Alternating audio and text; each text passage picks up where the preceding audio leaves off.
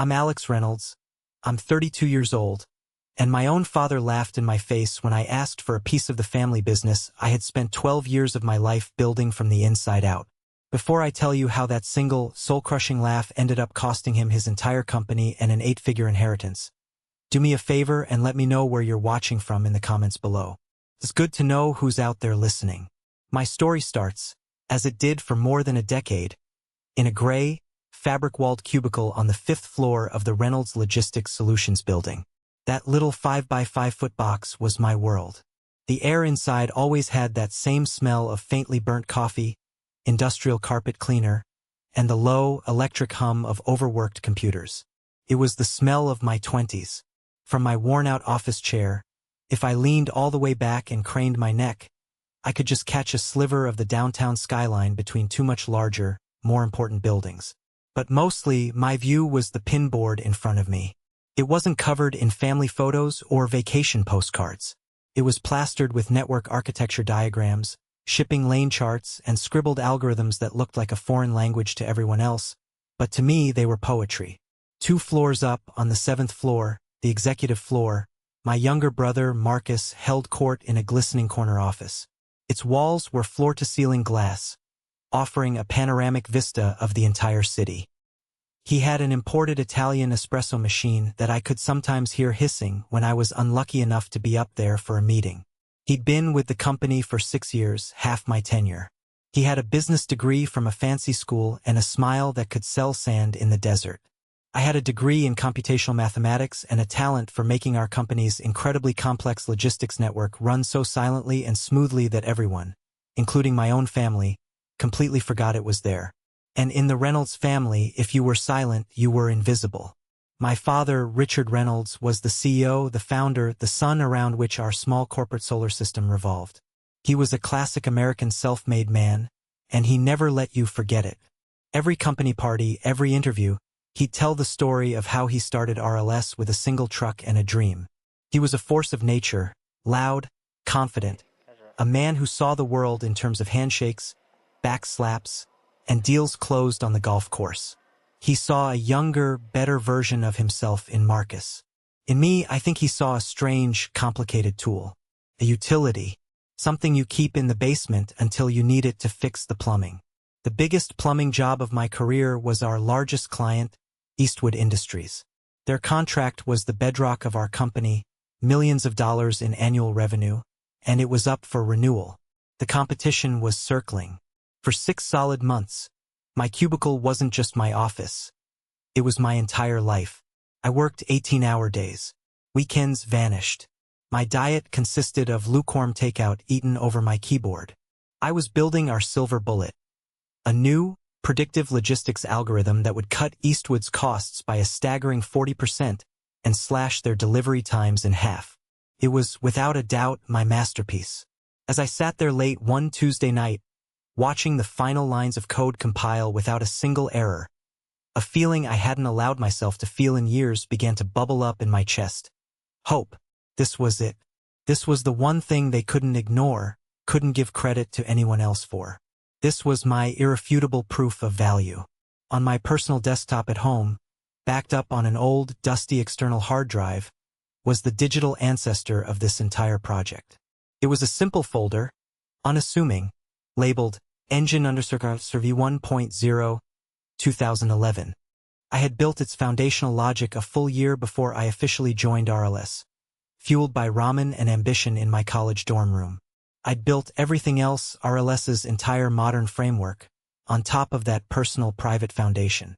At the time, I thought of it as giving my family my very best. I had no idea that old folder would one day be the only thing standing between me and complete ruin.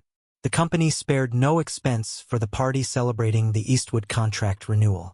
It was in the grand ballroom of a historic downtown hotel, the kind of place with ceilings so high you felt small just standing there. Crystal chandeliers dripped light onto tables draped in white linen. An open bar was doing brisk business, and a jazz trio played just loud enough to make conversation feel sophisticated. Everyone was there, dressed in their best, laughing, networking, celebrating a victory they only partially understood. I stood near the back, nursing a club soda, feeling like I was wearing someone else's suit, playing a part in a play I hadn't been given the script for. My father, predictably, took the stage. The microphone barely contained his booming voice. He was a master of these moments. "I want to thank every single one of you for your hard work and dedication," he began, beaming. "It's the spirit of this team, the RLS family, that makes us the best in the business." He went through the motions, giving a shout-out to the sales team for their tenacity, the finance department for their diligence.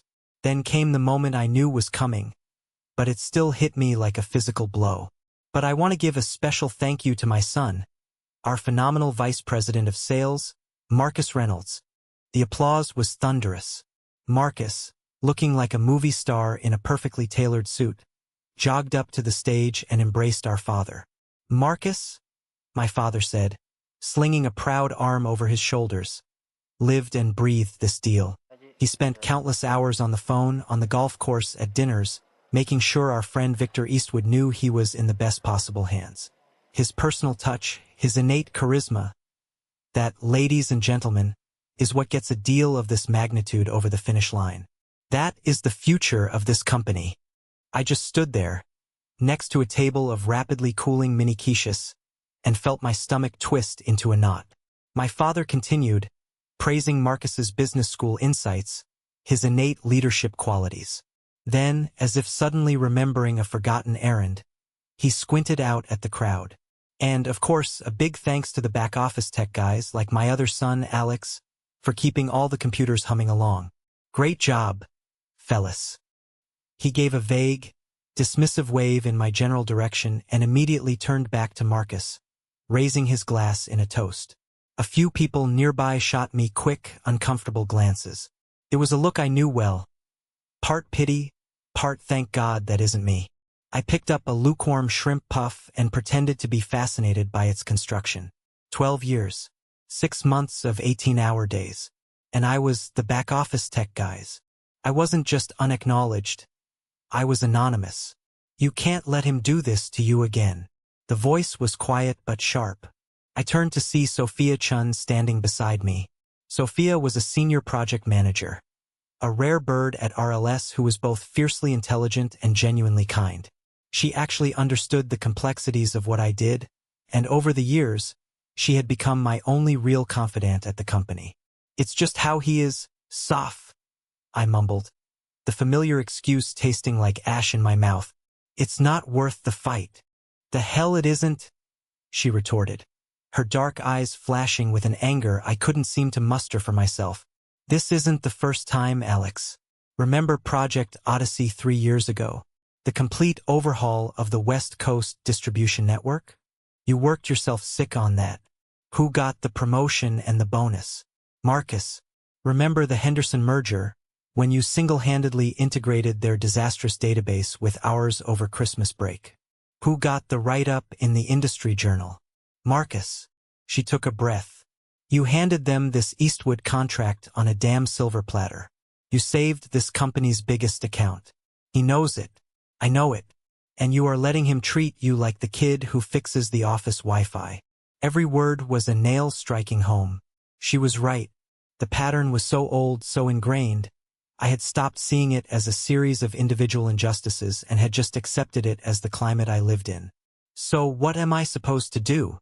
I asked, the question feeling weak even to my own ears.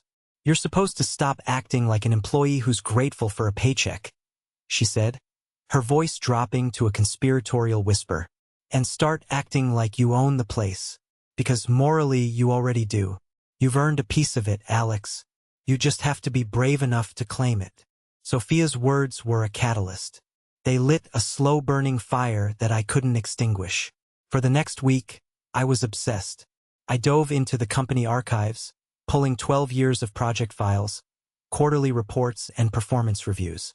I went into a fugue state, surrounded by binders and spreadsheets in my small apartment. I was building a case piece by painstaking piece. I created a 60-page portfolio, a detailed testament to my career at RLS. I didn't just list my projects. I quantified them.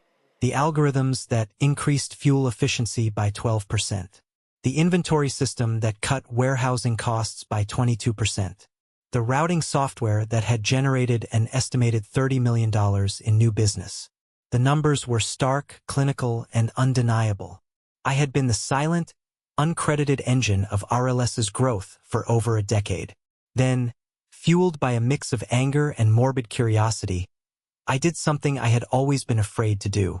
I went on Glassdoor and several other salary comparison websites. I typed in my official title, Supply Chain Algorithm Specialist, along with my years of experience and specialized skills. The number that flashed on the screen felt like a punch to the gut. I wasn't just being underpaid. I was being exploited on a massive scale. My salary, the one my father so generously provided, was more than 20% below the industry's average starting rate for a recent graduate. A kid fresh out of college was worth more on the open market than I was after 12 years of generating millions for my own family. That night, my mother, Diana, called. Her timing, as always, was impeccable. She was the family's designated smoother of waters, the professional peacekeeper. Her primary role was to ensure the placid surface of the Reynolds family life was never disturbed by ugly things like confrontation or raw emotion. "Hi, sweetie," she chirped, her voice a warm, familiar melody. "I was just thinking about you. We were all so proud at the party. That Eastwood deal was just a triumph for your father and Marcus." "Hi, Mom," I said, the words feeling stiff in my mouth. "I'm glad it worked out. You know, your father works so hard. He carries the weight of the whole company on his shoulders," she continued, laying the groundwork. "I know he does," I said. "I was the one who built the algorithm that secured the contract, Mom." A slight, almost imperceptible pause. "Of course you did, honey. We all know you're a genius with all that technical stuff. It's wonderful, but you know how it is. Marcus is the face, and your father needs a strong face for the company." I decided to forge ahead. "I'm thinking of talking to Dad, formally, about my role at the company, my compensation, my future, maybe even a small equity stake, a real promotion to a leadership position." The silence on the other end of the line was no longer slight. It was a chasm. When she finally spoke, all the warmth had been surgically removed from her voice. It was replaced by a tight, anxious strain. "Alexander, I forbid you to do that. Please, do not make things complicated." "Complicated? Mom, asking to be paid fairly for my work is complicated. You don't understand," she said, her voice dropping. "He's under so much pressure. And you don't remember what it was like before RLS. He had another business years ago. Failed. We almost lost everything, Alex. The house, the savings, everything. You were too young to remember the stress, the fighting, the fear. Your father built this company to give us security. He can't handle instability. He sees confrontation as a threat. Please, for my sake, don't rock the boat. Just keep doing your good work. Be happy you have a safe, secure job." I gripped the phone, my knuckles turning white, clicked into place. This wasn't just about keeping the peace. This was about her own trauma. She was asking me to sacrifice my future on the altar of her comfort, to remain small and silent so she wouldn't have to relive her own fears. My ambition wasn't just complicated. It was a direct threat to the fragile peace she had constructed. "I have to go, Mom," I said, my voice flat. I hung up before she could reply. I felt a profound, chilling sense of isolation. I wasn't just fighting my father's arrogance or my brother's entitlement. I was fighting my mother's deep-seated fear. I was utterly and completely alone in this. I looked at the 60-page document on my desk. It was no longer just a portfolio. It was an indictment. Sophia was right. It was time to stop acting like an employee. It was time to find out what I was really worth, and I had a feeling the answer wasn't going to be found inside the RLS building. I picked up my phone, my hand surprisingly steady, and called my father's secretary. "Hi, Carol. I need to schedule a meeting with my father, please, as soon as possible." The next afternoon, I found myself standing outside the imposing double doors of my father's office. The thick, polished mahogany seemed designed to intimidate. The portfolio in my hands felt less like a document and more like a shield. I had spent the morning rehearsing my talking points, trying to anticipate his objections, but my heart was hammering against my ribs like a trapped bird. Carol, his executive assistant who had known me since I was a teenager dropping by after school, offered a small, nervous smile. "He's ready for you, Alex. Go on in." I pushed the door open and stepped inside. The office was the apex of corporate power. A vast mahogany desk, so polished you could see your reflection in it, served as a barrier between my father and the rest of the world. A wall of windows behind him showcased a spectacular view of the city, a view I had helped pay for but was never allowed to enjoy. He sat in a high-backed black leather chair, looking every bit the king in his castle. And he wasn't alone. Slouched in one of the two plush visitor chairs was Marcus. He was casually scrolling through something on his phone, the picture of bored arrogance. He glanced up as I entered, a lazy smirk spreading across his face. Well, look what the cat dragged in. Come to get your gold star for perfect attendance, bro." Marcus was just walking me through his sales projections for the next quarter, my father said, his voice a low rumble. He gestured to the empty chair beside Marcus without making eye contact. "Inspirational stuff. Now, what's so important that it couldn't be an email, son?" My carefully prepared script, my logical arguments, they all dissolved in the acidic presence of my brother. This wasn't a private father-son meeting. It was a public execution. My request was being prejudged, turned into a spectacle for my brother's amusement. I took a deep breath, forcing my voice to remain even. I walked forward and placed the heavy portfolio squarely in the center of his desk. "Dad, I requested this meeting to discuss my future with Reynolds Logistics."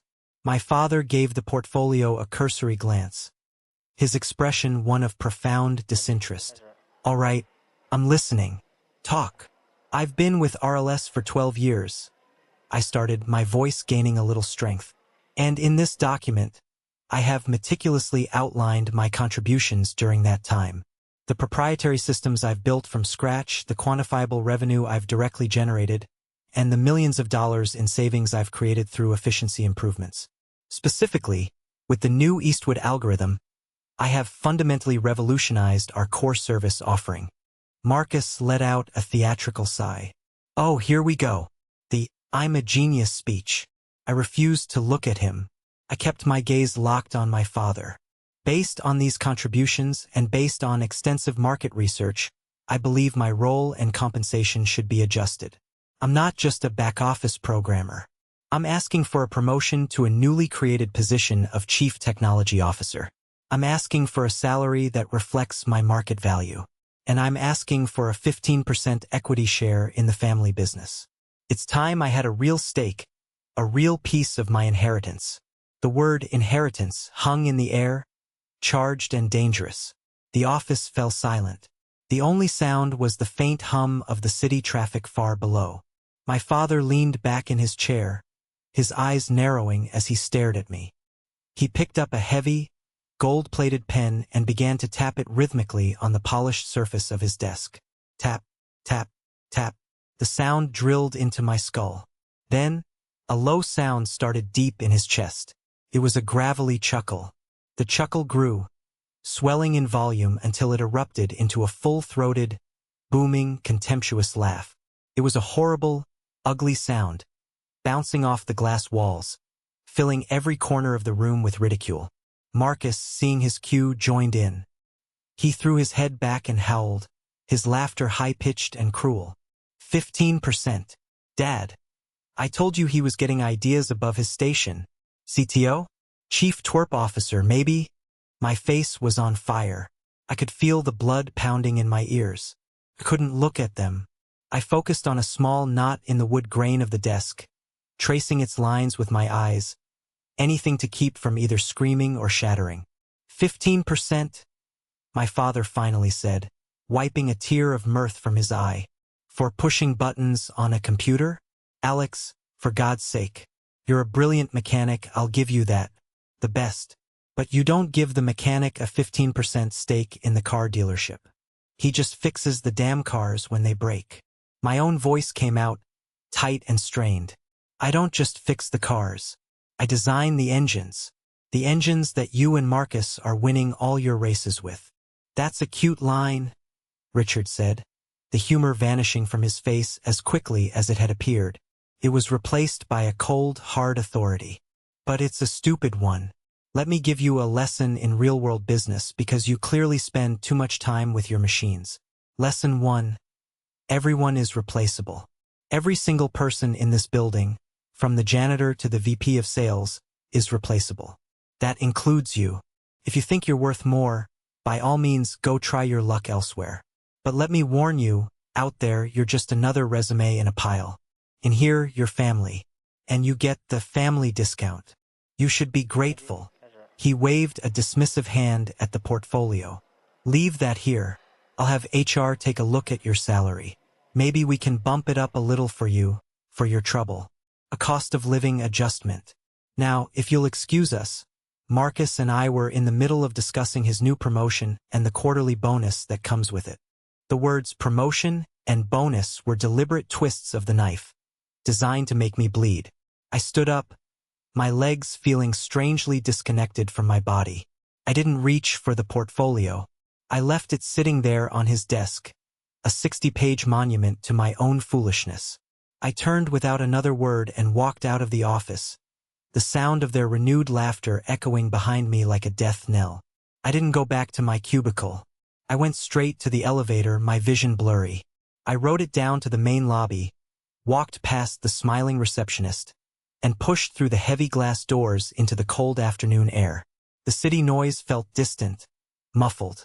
Something fundamental inside me had cracked. It was the bedrock of 12 years of misplaced loyalty, of the naive belief that if I just worked harder, if I was just more brilliant, they would eventually have to see my value. Oh, they saw it. They saw it, quantified it, and decided it was worth a joke. I sat in my car in the cavernous parking garage for what felt like hours, just staring at the stained concrete wall in front of me. When I finally summoned the strength to drive home, an email notification was waiting on my computer screen. It was the RLS monthly employee newsletter. I clicked it open, and there it was, a huge, glossy photo of my father and Marcus, standing side by side, arms slung around each other's shoulders, beaming with pride. The headline, in bold, aggressive font, read, "The Reynolds Revolution. Richard and Marcus Reynolds usher in a new era of supply chain innovation." It was about my algorithm, my work, my 6 months of sleepless nights, my revolution. They hadn't just rejected me in private. They had publicly erased me and shamelessly slapped their names onto my life's work. That was the moment the grief inside me turned to ice. The hurt curdled into a cold, hard, diamond-sharp clarity. My father had dared me to try my luck elsewhere, and I was going to do exactly that. But not before I took back everything that was mine. I walked over to my bookshelf and pulled down the small, worn leather notebook. Inside were the pages of my real history, diagrams, dates, and handwritten notes documenting the genesis of my personal projects. And there, on the first few pages, dated March 2011, was the blueprint for my core engine. The intellectual property I had created on my own time, on my own laptop, long before I was their employee. A memory from that afternoon surfaced. As I had been making my walk of shame from my father's office, I'd passed Marcus in the hallway. He had looked away, a flicker of something, guilt, conflict, in his eyes. "Dad was a little rough in there," he'd mumbled, stuffing his hands in his pockets. I had just stared at him, saying nothing.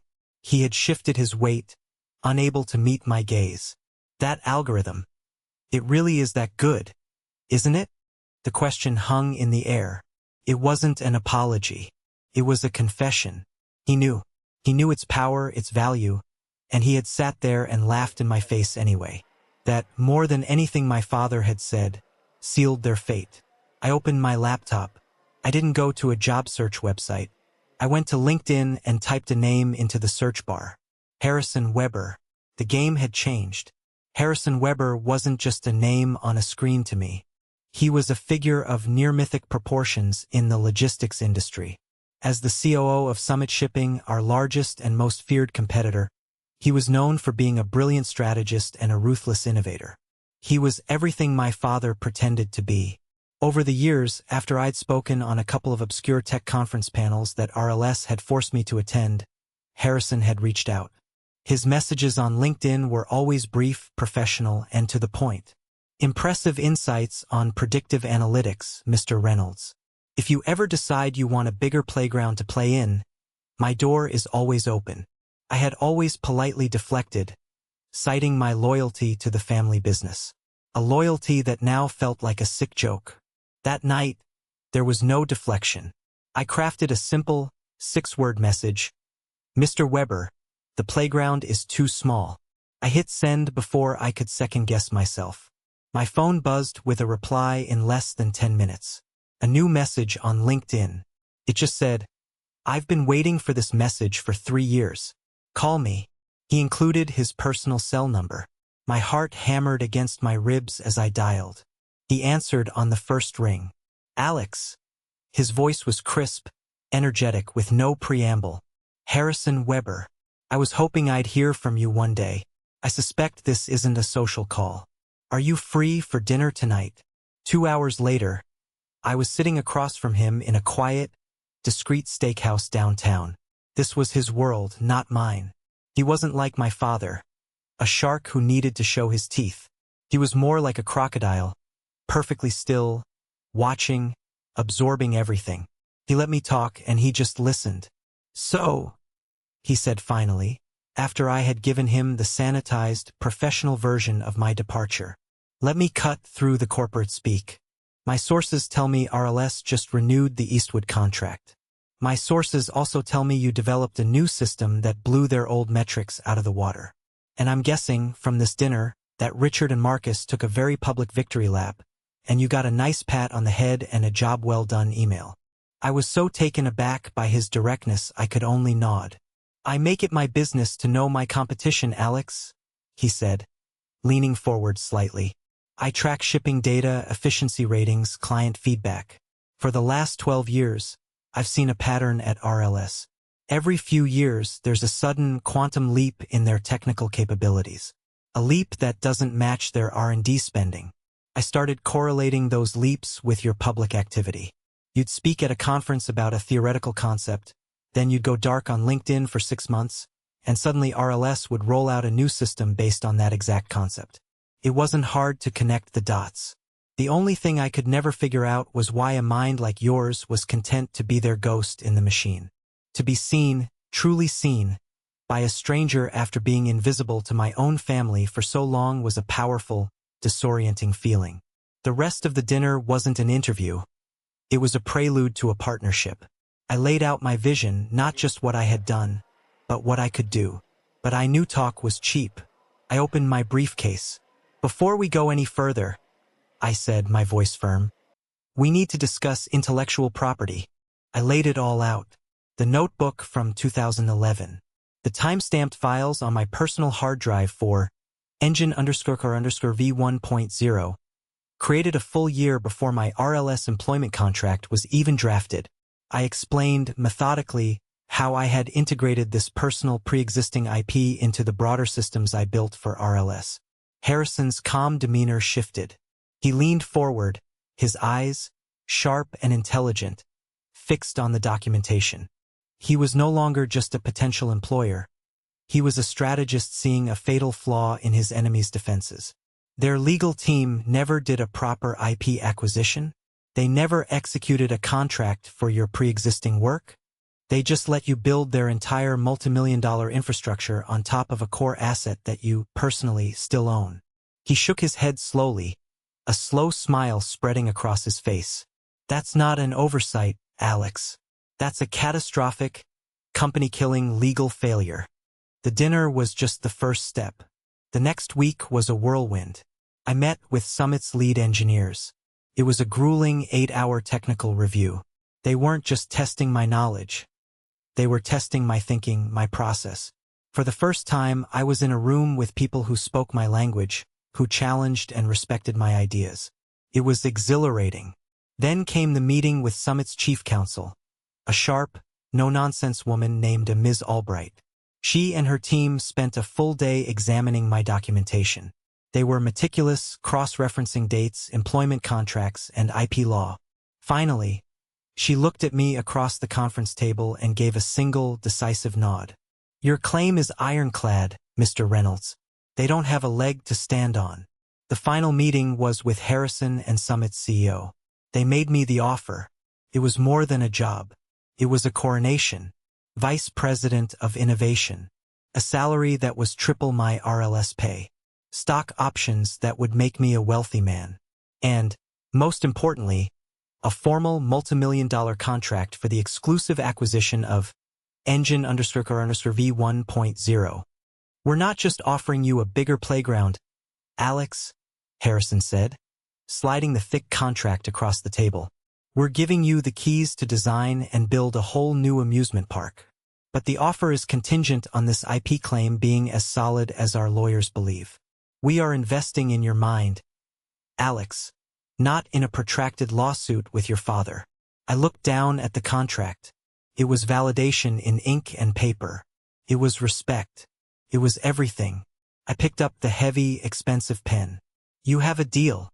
My resignation was a quiet, two-sentence email. The reaction was anything but. My father called my cell phone 9 times in a row. I let it go to voicemail. He finally left a message, his voice a frantic, unrecognizable blend of panic and rage. He offered to match Summit's offer. He offered to double it. He offered me the CTO title. He offered me Marcus's corner office. I replied with a simple text, "It's too late." The final 2 weeks at RLS were like walking through a funeral. My colleagues avoided my eyes. The air was thick with whispers. Marcus cornered me by the elevators. His face flushed with a sense of betrayal he had no right to feel. "After everything this family has done for you? After everything Dad gave you? This is how you repay him? By running to the enemy?" "He gave me a cubicle and a below-market salary," I said, my voice as cold and hard as the marble floor. "I'd say we're even." "Excuse me, Marcus. I have work to do." My exit interview was with Vance Mitchell, my father's longtime lawyer and crony. He was all fake smiles and veiled threats. He slid a thick non-compete agreement across the table as if it were a mere formality. I slid it right back. "That wasn't part of my original employment contract 12 years ago," I said calmly. "So I won't be signing it now." Vance's practiced smile faltered. "It's standard procedure, Alex." "Then you should have made it standard procedure in 2012, I replied. "Also, for the record, I want it noted in my exit file that I am retaining full and exclusive ownership of all my personal intellectual property. Specifically, any and all codebases and systems I developed prior to my RLS employment start date, which were subsequently integrated into RLS systems at my discretion." Vance froze, his pen hovering over a notepad. He stared at me, the blood draining from his face as the terrifying implications of my statement began to dawn on him. What personal property are you referring to?"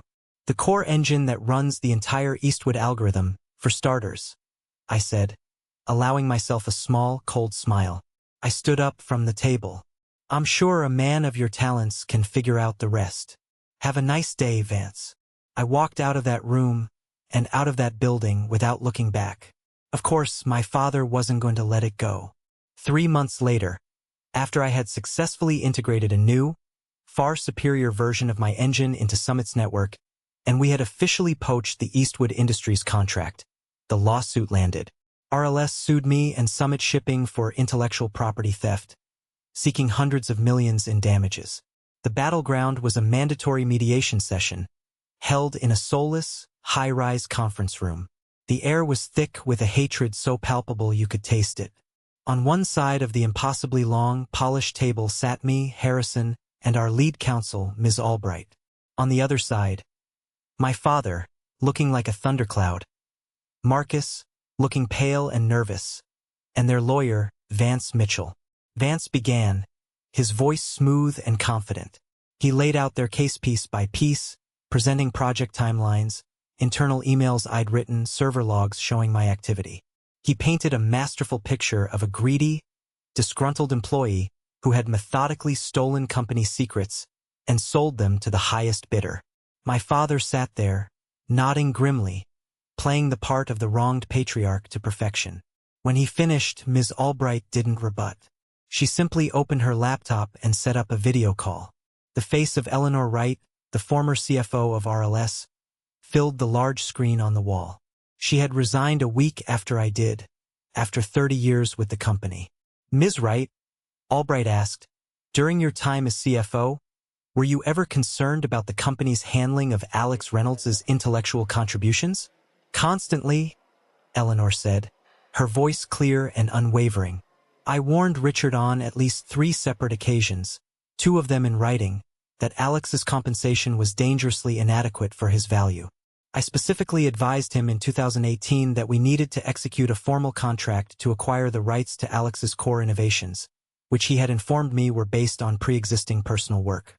Richard told me, and I remember his exact words, "He's my son. I don't need a piece of paper. He works for me." The color drained from my father's face. Marcus sank so low in his chair he almost disappeared. Vance Mitchell began shuffling his papers, his confidence evaporating. Then Ms. Albright played our final card. She didn't raise her voice. She calmly laid out our evidence on the table, one document at a time. My dated college notebook from 2011. The time-stamped digital files from my personal hard drive, verified by a third-party forensic expert. The signed affidavit from that same expert, stating that engine_core_ V1.0 was not an incidental component, but the foundational architecture of RLS's entire modern logistics platform. Reynolds Logistics has been running its most valuable, profit-generating operations on borrowed technology, Ms. Albright said, her voice cutting through the silence. Technology that belongs and has always belonged to my client. We are not here today to discuss theft. We are here to discuss the terms of a retroactive licensing fee. She slid a single piece of paper across the table. It was an invoice for a retroactive, multi-year, multi-million-dollar licensing fee for the use of my engine. It was a number so large it would have financially crippled the company. Attached was a simple choice. Pay the invoice or sign a legally binding agreement to cease and desist all use of my IP, effectively removing it from their systems within 48 hours. This was it. The moment of truth. My father had a choice. Swallow his pride, accept the deal, and save his company. Or let his ego burn everything he had ever built to the ground. I watched his face.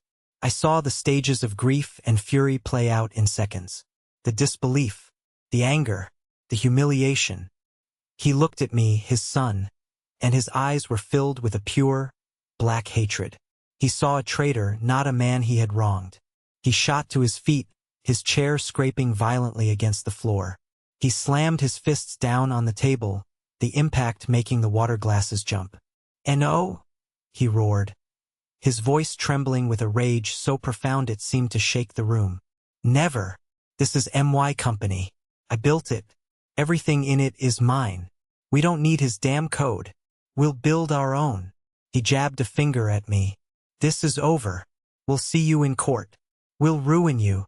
He kicked his chair back and stormed out of the room, Vance and Marcus scrambling to follow in his wake like pilot fish trailing a dying shark. The room was silent. Harrison turned to me. Ms. Albright closed her laptop. I just sat there, feeling a strange, hollow calm wash over me. "Well," Harrison said quietly, breaking the silence. "He just signed his company's death certificate." And I knew with absolute certainty that he was right. My father had been given a choice between his pride and his legacy. And his pride had won by a landslide. The 48-hour deadline passed in silence. True to my father's bellowed promise, RLS didn't pay the invoice. Instead, their engineers began the impossible task of trying to surgically remove my core engine from their live operational network. It was, as one of my contacts still inside the company later described it, like trying to perform a spine transplant on a conscious patient with a butter knife. The entire RLS system began to hemorrhage. Deliveries were lost. Trucks were misrouted. Warehouse inventories became a chaotic mess of phantom data and real-world shortfalls. It was a complete and utter system failure, playing out in real time. Their biggest clients, already spooked by the Eastwood defection, started to panic. The news hit the industry wire services, and the effect on RLS stock was immediate and brutal. It didn't just dip, it cliff-dived. Then came the email that every RLS employee had been dreading. An all-hands memo announcing immediate, company-wide layoffs. 200 people, 200 families, their careers sacrificed on the altar of my father's ego. The news hit me like a physical weight. These were people I'd worked with for years. People with kids in college, with mortgages, with sick parents. People who had always been decent to me. The triumphant satisfaction of my victory in the mediation room curdled into a sick, hollow feeling in the pit of my stomach. Sophia called me, her voice thick with tears. She'd been let go, along with her entire department. Couldn't sleep that night. I kept seeing their faces. The next morning, I walked into Harrison's office before he'd even had his first cup of coffee. "We have to do something," I said, my voice more ragged than I intended. "These are good people, Harrison. They're the victims in this, not the villains." Harrison leaned back in his chair, steepling his fingers. He was a pragmatist, and his expression was cautious. "Alex, I understand how you feel, truly, but Summit Shipping is a business, not a relief agency. We can't absorb 200 employees from our failing competitor out of the goodness of our hearts. The board would never approve it."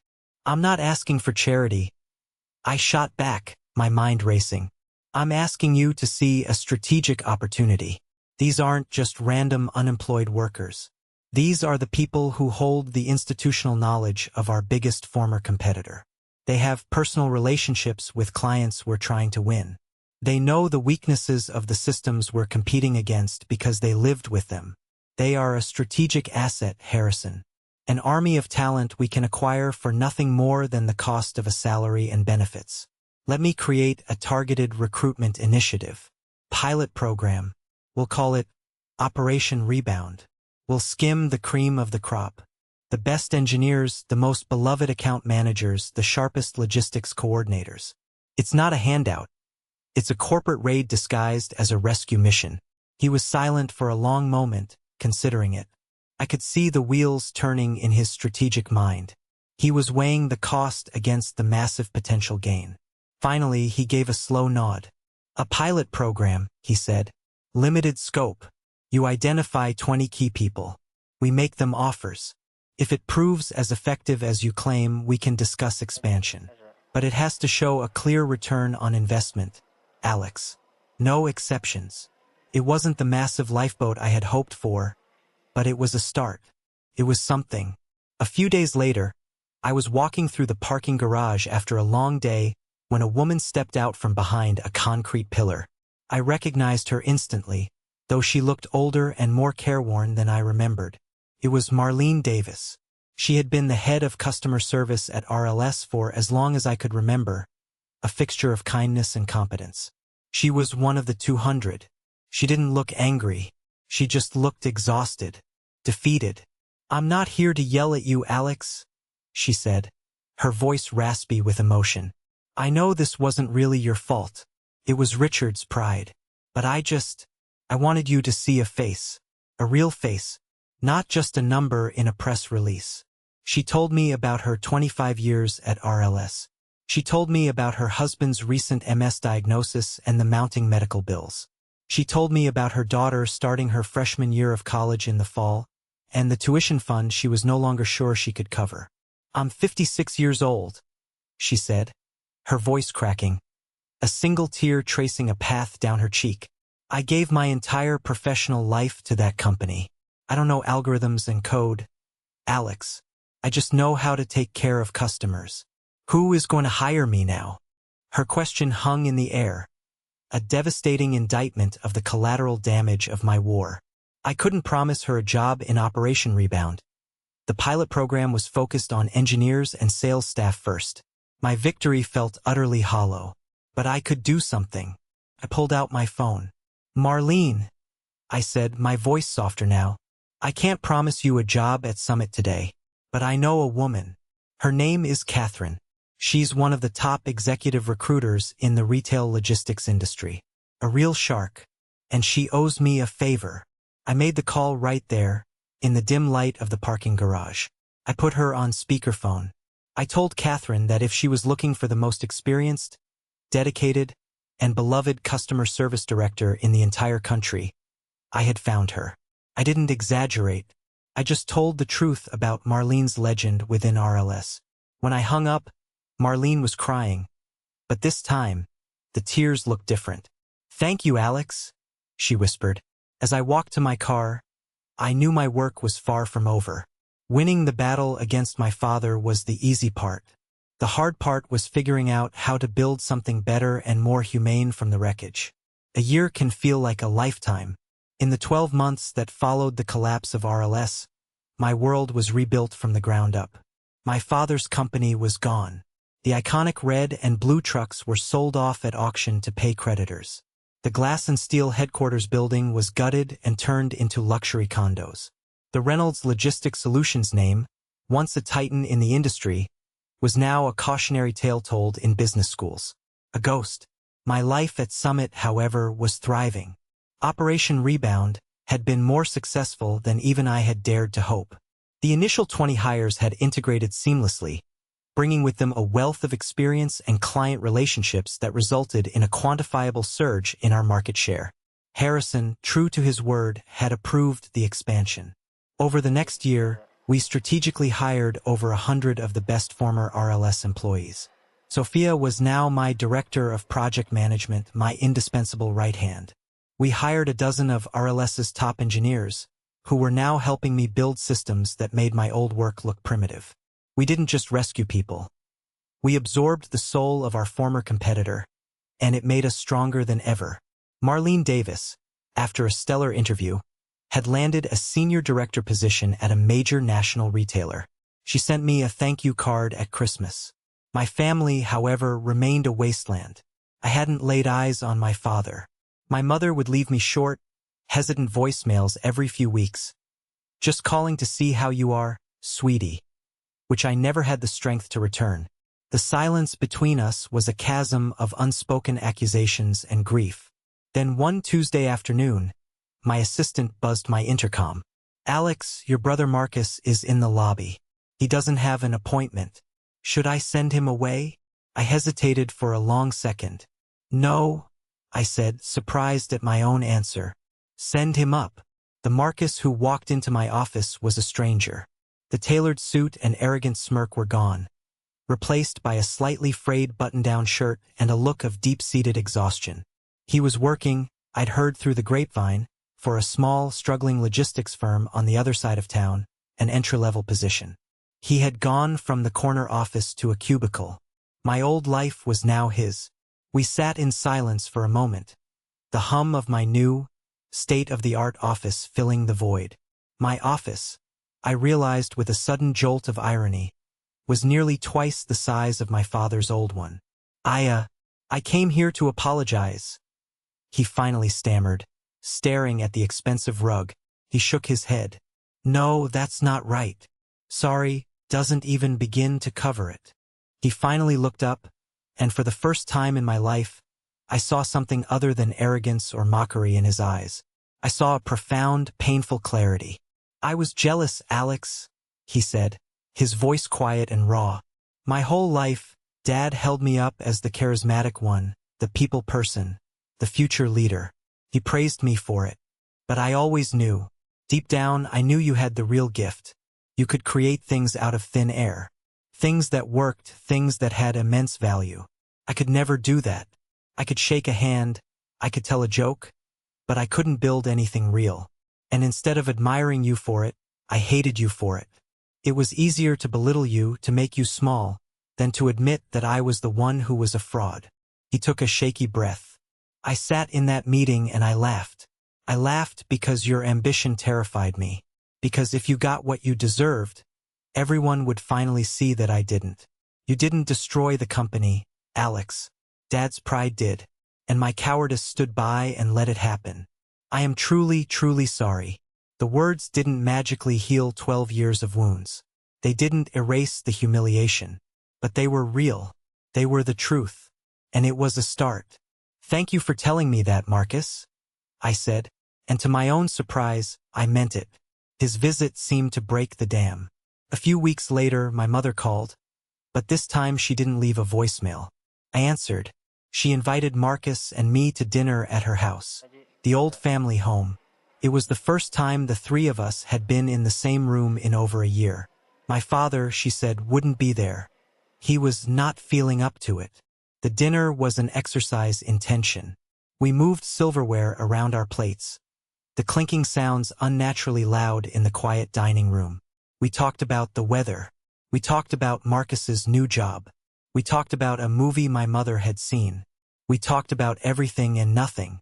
The elephant in the room was so large it barely left space for the three of us at the table.